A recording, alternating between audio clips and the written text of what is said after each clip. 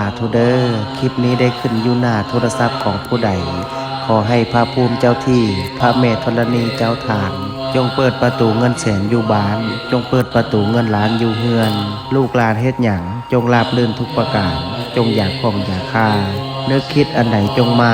คว้าเอาอันใดจงไดพระอินทร์ขอให้มาทรงพระพรหมขอให้มารักษาเทวบุตรเทวดาขอให้มาคุ้มครอง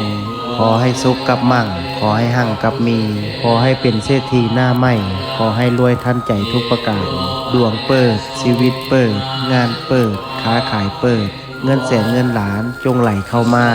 มือซ้ายจับเงินตื้อมือขวาจับเงินแสนว่าไปจงมีคนสวยสู้กู้เข้ามาบ่มีวันร่มจม